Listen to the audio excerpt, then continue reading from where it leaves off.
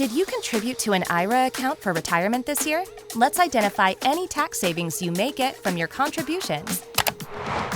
If you contributed to an IRA account, you should receive Form 5498 from the organization that manages it. This form includes information about your IRA contributions for the previous tax year, which can help you determine if the contributions are deductible when filing your taxes this year.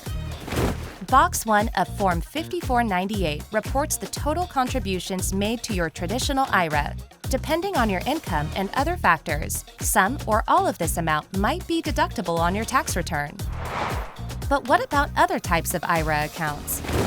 Only contributions to a traditional IRA may qualify for a tax deduction right now. However, when you retire and start making withdrawals, you must report these withdrawals on your tax return and pay the tax on them.